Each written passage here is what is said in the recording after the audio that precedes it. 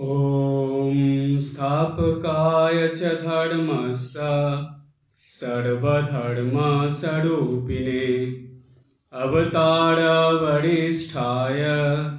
रामकृष्णाय ते नमः। ॐ तव कथामृतं तप्तजीवनं कविभिरीडितं कल्मषापहं श्रवणमङ्गलं श्रीमदाततं भुवि गिनन्ति ये बुरिदा जनाः। শ্রী শ্রী রামকৃষ্ণ কথামৃত শ্রীম কথিত। ঠাকুর শ্রী রামকৃষ্ণদেবের বলা বিভিন্ন উপমা ও গল্প নিয়ে আমাদের এই আলোচনা। রথযাত্রা, সেই রথযাত্রার পরে আবার রথযাত্রা হয় 7 দিন পরে, সেটাকে আমরা বলি উল্টো রথ বা বলা হয় পুনর্যাত্রা। তাই আসন্ন উল্টো রথ উপলক্ষে আমরা কথামৃত থেকে কিছু জায়গা পড়ব যেখানে ঠাকুর এই উল্টো রথ উপলক্ষে বলরাম মন্দিরে কিছু লীলা করেছিলেন বা বলরাম মন্দিরে কিছু ঘটনা আছে, আমরা সেই প্রসঙ্গে যাব। সেইখানে ঠাকুর কথা প্রসঙ্গে একটা গল্প বলেছিলেন। গুরু পূর্ণিমা সামনে আসছে, সেই উপলক্ষে গুরু শিষ্যেরও একটা গল্প আছে, সেই আলোচনাও আমরা করব। তার আগে কথামৃতে যেখানে ঠাকুর এই উল্টো রথের দিনের প্রসঙ্গ করেছেন, বিভিন্ন রকম কথা বলেছেন, সেই প্রসঙ্গে যাব। বলরাম মন্দিরে রথের পুনর্যাত্রায় ভক্ত সঙ্গে ঠাকুর শ্রী রামকৃষ্ণ বলরামের বৈঠকখানায় ভক্তের মজলিস করিয়া বসিয়া আছেন। বলরামের বাটিতে আনন্দময় মূর্তি ভক্তদের সহিত কথা কহিতেছেন। আজ পুনর্যাত্রা, বৃহস্পতিবার, আষাঢ় শুক্লা দশমী, 3রা জুলাই 1884। শ্রীযুক্ত বলরামের বাটিতে শ্রী শ্রী জগন্নাথের সেবা আছে, একখানি ছোট রথও আছে। তাই তিনি ঠাকুরকে পুনর্যাত্রা উপলক্ষে নিমন্ত্রণ করিয়াছেন। এই ছোট রথখানি বারবাটির দোতলায় চকমিলান বারান্দায় টানা হইবে। ঠাকুরের আদেশে বলরাম শশধরকে আজ নিমন্ত্রণ করিয়াছেন। পণ্ডিত হিন্দু ধর্মের ব্যাখ্যা করিয়া লোকশিক্ষা দিতেছেন। ঠাকুর ভক্তদের সহিত কথা কহিতেছেন। কাছে রাম, মাস্টার, বলরাম, মনমোহন, কয়েকটি ছোকরা ভক্ত, বলরামের পিতা প্রভৃতি বসিয়া আছেন। ইতিমধ্যে ছোট রথখানি বাহিরের দুতলায় বারান্দার উপর আনা হইয়াছে।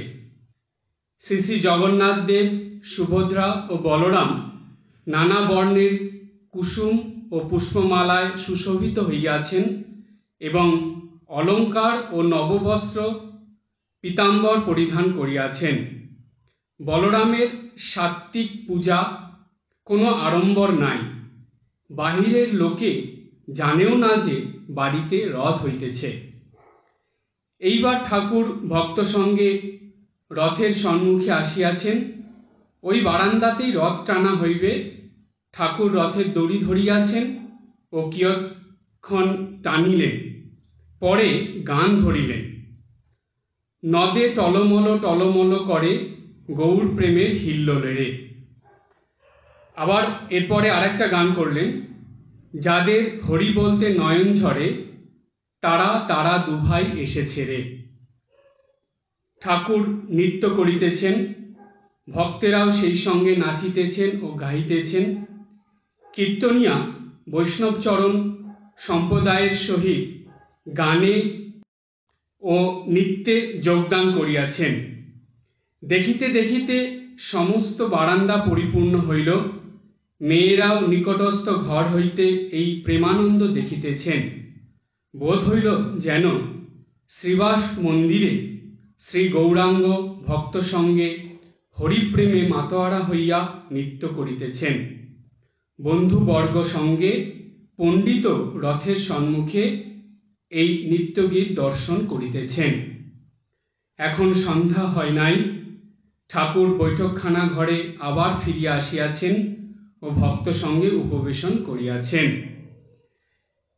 এইবার ঠাকুর পণ্ডিত অর্থাৎ শশধর পণ্ডিতের সঙ্গে কথা বলছেন। ঠাকুর বললেন, শ্রীরামকৃষ্ণ পণ্ডিতের প্রতি, এর নাম ভজনানন্দ। সংসারীরা বিষয়ানন্দ নিয়ে থাকে, কামিনী কাঞ্চনে আনন্দ। ভজন করতে করতে তার যখন কৃপা হয় তখন তিনি দর্শন দেন, তখন ব্রহ্মানন্দ। শশধর ভক্তেরা অবাক হইয়া শুনিতেছেন। পণ্ডিত বিনীতভাবে, আজ্ঞা, কিরূপ ব্যাকুল হয়ে মনের এই সরস অবস্থা হয়? পণ্ডিতের এই প্রশ্ন শুনে ঠাকুর একটা গল্পের মধ্যে দিয়ে সেটা বুঝিয়ে দিলেন। ছোট্ট একটা গল্প বললেন, গুরু শিষ্যের গল্প। শ্রীরামকৃষ্ণ ঈশ্বরকে দর্শন করবার জন্য যখন প্রাণ আটুপাটু হয় তখন এই ব্যাকুলতা আসে। গুরু শিষ্যকে বললে, এসো তোমায় দেখিয়ে দিই কিরূপ ব্যাকুল হয়ে তাকে পাওয়া যায়। এই বলে একটি পুকুরের কাছে নিয়ে শিষ্যকে জলে চুবিয়ে ধরলে। তুললে পর শিষ্যকে জিজ্ঞাসা করলে, তোমার প্রাণ কীরকম হচ্ছিল? সে বললে, প্রাণ আটুপাটু করছিল। পণ্ডিত, হাঁ হাঁ, তা বটে, এবার বুঝেছি। শ্রীরামকৃষ্ণ, ঈশ্বরকে ভালোবাসা এই সার, ভক্তি সার। নারদ রামকে বললেন, তোমার পাদপদ্মে যেন সদা শুদ্ধা ভক্তি থাকে, আর যেন তোমার ভুবনমোহিনী মায়ায় মুগ্ধ না হই। রামচন্দ্র বললেন, আর কিছু বর লও। নারদ বললেন, আর কিছু চাই না, কেবল যেন পাদপদ্মে ভক্তি থাকে। এই যেই পর্যন্ত কথামৃত থেকে পড়া হলো, আমরা এই প্রসঙ্গে যাব। প্রথম থেকে যেটা পড়া হয়েছে সেইখানে আসি। ঠাকুর বলরাম বাবুর বাড়িতে এসেছেন, যেটা এখন বর্তমানে বলরাম মন্দির, যেখানে প্রতি বছরই খুব বড় করে রথোৎসব হয়। তো পুনর্যাত্রা অর্থাৎ উল্টো রথের দিন ঠাকুর গিয়েছিলেন। দিনটা ছিল 1884 সালের 3রা জুলাই। তো সেইখানে ঠাকুর সেদিন রথও টেনেছিলেন, ভক্তদের সঙ্গে নৃত্য করেছিলেন, গান হয়েছিল, ঠাকুর নিজেও দুটো গান করেছিলেন। তো সেইখানে একটা জায়গায় বলা আছে যে এই ছোট রথখানি বারবাটির দোতলায় চকমিলান বারান্দা টানা হইবে। চকমিলান বারান্দা কি জানেন? চতুষ্কোণ বিশিষ্ট বারান্দা। বলরাম মন্দিরে যারা আপনারা গেছেন নিশ্চয়ই খেয়াল করে দেখেছেন, দোতলায় রথটা যে বেরোয় এরকম করে চতুষ্কোণ, মানে 4টে বারান্দা একসঙ্গে মিলানো আছে। এদিক থেকে টেনে নিয়ে 4টা বারান্দা দিয়ে ঘুরিয়ে আবার ওই জায়গা মতো নিয়ে যাওয়া হয়, অর্থাৎ 4টে কোণ একসঙ্গে মিলানো। এটাকে বলা হয় চকমিলান বারান্দা। সেইখানে রথটা টানা হয়েছিল। তারপরে বলা আছে যে ঠাকুরের আদেশে বলরাম শশধরকে আজ নিমন্ত্রণ করিয়াছেন। এই শশধর পণ্ডিত এর কথা আমরা শুনি। শশধর পণ্ডিতের সম্বন্ধে সংক্ষেপে দুটো কথা আমরা জানব। পুরো নাম ছিল শশধর তর্ক চূড়ামণি। এই পণ্ডিত বাংলাদেশের ফরিদপুর জেলার মুখডোবা নামক গ্রামে জন্মগ্রহণ করেছিলেন। হিন্দু ধর্ম প্রচারে আগ্রহী হয়ে তিনি বঙ্গদেশের নানান স্থানে বক্তৃতা করে বেড়াতেন। কাশিম বাজারের রাজার সভা পণ্ডিত হিসাবে তিনি নিযুক্ত ছিলেন। 1884 সালে জুন মাসে ঠাকুর শ্রী রামকৃষ্ণদেব শশধর পণ্ডিতের বিষয়ে জানতে পেরেছিলেন। এটা জানার পর ঠাকুর তার এক ভক্ত ঈশান মুখোপাধ্যায়ের ঠনঠনিয়ার বাড়ি থেকে গাড়ি করে এই পণ্ডিতকে দেখতে গিয়েছিলেন। ঠাকুরের কথায় উপদেশে এই পণ্ডিত মুগ্ধ হয়ে গিয়েছিলেন।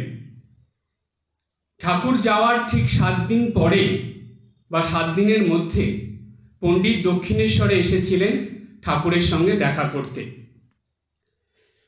1884 সালের এই 3রা জুন, যেদিন উল্টো রথে ঠাকুর গিয়েছিলেন বলরামবাবুর বাড়িতে, সেই দিন বলরামবাবুর বাড়িতে এই পণ্ডিত শশধর তর্কচূড়ামণি এসেছিলেন।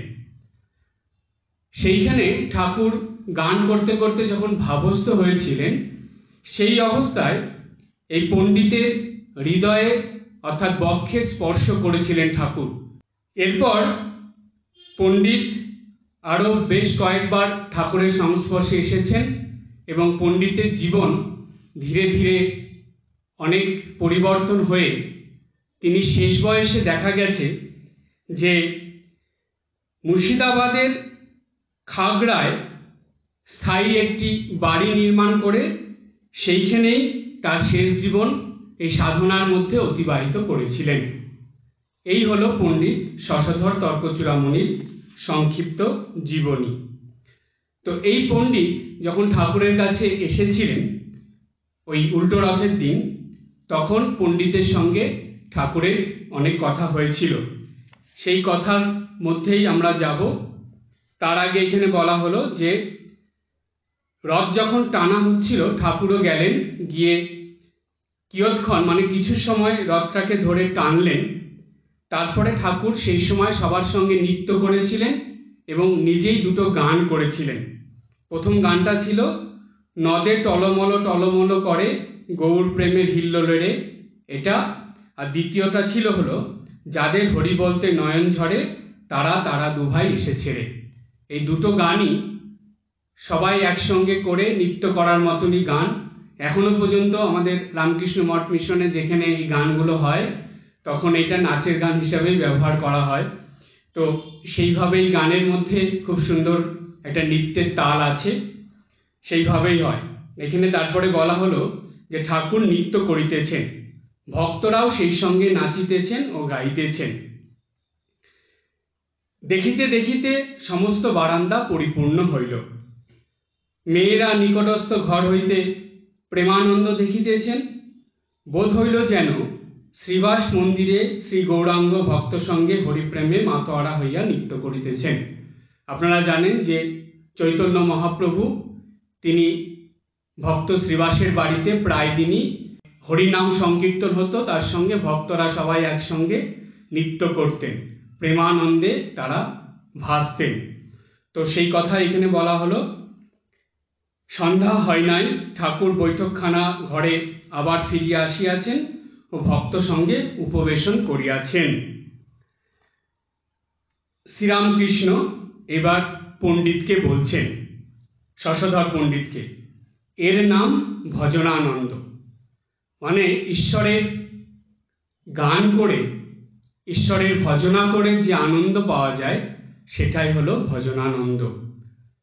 হরি ভজে মানে হরিকে ভজনা করে, হরির গুণকীর্তন করে, হরির নাম করে যে আনন্দ ভক্তদের মনে বা জীবনে আসে, সেই আনন্দকেই বলা হচ্ছে ভজনানন্দ। তারপরে ঠাকুর বললেন, সংসারীরা বিষয়ানন্দ নিয়ে থাকে, কামিনী কাঞ্চনের আনন্দ। ভজন করতে করতে তার যখন কৃপা হয় তখন তিনি দর্শন দেন, তখন ব্রহ্মানন্দ। ভজনা করা হচ্ছে বা ভজন করা হচ্ছে, গান করা হচ্ছে, নৃত্য হচ্ছে, এর মধ্যে যে আনন্দ, এই আনন্দ যখন গাঢ় হয়, ঘনীভূত হয়, এই আনন্দের যে জমাট বাঁধা ভাব, এটা ক্রমাগত চলতে চলতে বা ভক্তদের জীবনে এই ভজনানন্দের যখন ঘনীভূত একটা ভাব আসে, সেই ভাবের ফলে তারা ঈশ্বর দর্শন করতে পারে বা ঈশ্বরের উপলব্ধি হয়। আর এই যে ঈশ্বর উপলব্ধি হলো, এই ঈশ্বর উপলব্ধি করে যে আনন্দ, সেইটাকেই বলা হচ্ছে ব্রহ্মানন্দ। অর্থাৎ ঈশ্বর বা আত্মা বা পরমাত্মা, তার উপলব্ধি, সেটাই হলো ব্রহ্ম। এই ব্রহ্মের উপলব্ধি হলো, তাই ব্রহ্মানন্দ। শশধর ভক্তেরা অবাক হইয়া শুনিতেছেন। পণ্ডিত বিনীতভাবে ঠাকুরকে বললেন, আজ্ঞা কিরূপ ব্যাকুল হলে মনের এই সরস অবস্থা হয়। মনের সরস অবস্থা মানে যে মন এই রকম রসে ডুবে যায়, অর্থাৎ এই রকম আনন্দে ডুবে থাকে। কেমন অবস্থা হলে এই আনন্দ পাওয়ার জন্য মন ব্যাকুল হয়ে ওঠে, সেটাই পণ্ডিত জিজ্ঞেস করছেন ঠাকুরকে। ঠাকুর তখন উত্তরটা দিলেন, বললেন, ঈশ্বরকে দর্শন করার জন্য যখন প্রাণ আটুপাটু হয় তখন সেই ব্যাকুলতা আসে। এই কথাটা ঠাকুর বললেন। এই কথাটা যদি ঠাকুর এমনি শুধু বলে দিতেন এটা বোঝা একটু মুশকিল হতো। তাই ঠাকুর দেখুন যুগাবতার তিনি জানেন যে এই যুগের মানুষদের জন্য কিভাবে কথা সহজ করে বলতে হবে। তাই তিনি এই কথাটা বলে একটা গল্প বলে দিলেন, ছোট্ট একটা গল্প বললেন, যাতে এই কথাটা আরও সহজভাবে ভক্তরা বুঝতে পারে। ঠাকুর বললেন যে গুরু শিষ্যের একটা গল্প বললেন। গুরু শিষ্যকে বললে, এসো তোমায় দেখিয়ে দিই কিরূপ ব্যাকুল হলে তাকে পাওয়া যায়। এই কথা বলে গুরু সেই শিষ্যকে একটা পুকুরের ধারে নিয়ে গেল। নিয়ে গিয়ে জলে নামিয়ে শিষ্যকে জলের মধ্যে চুবিয়ে ধরল। কিছুক্ষণ পর যখন শিষ্যকে তোলার পর জিজ্ঞেস করলো যে তোমার প্রাণ কিরূপ হচ্ছিল। সে বললে প্রাণ আটুপাটু হচ্ছিল। অর্থাৎ এই কথাটা বা এই গল্পটা দিয়ে ঠাকুর কি বোঝালেন, জলের ভিতরে ডুবে থাকলে যখন শ্বাস প্রশ্বাস নিতে কষ্ট হয়, দম বন্ধ হয়ে আসে, তখন মানুষ কোনো রকমে সেই জলের থেকে বেরিয়ে তার নিঃশ্বাস নিয়ে সে নিজেকে মুক্ত মনে করে, অর্থাৎ সে ওই যে জলের ভিতরে বন্ধনে পড়েছিল তার থেকে সে মুক্ত হয় এবং আনন্দ লাভ করে।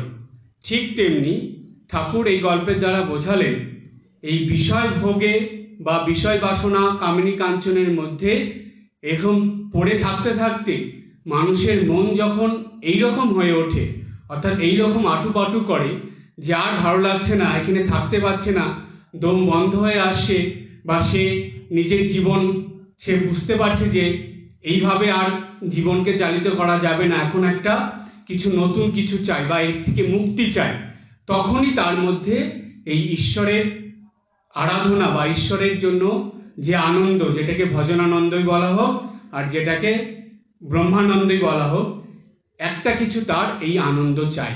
তখন তার এই বিষয় থেকে যে আনন্দ, সেটা তার মনকে বদ্ধ করে দিচ্ছে।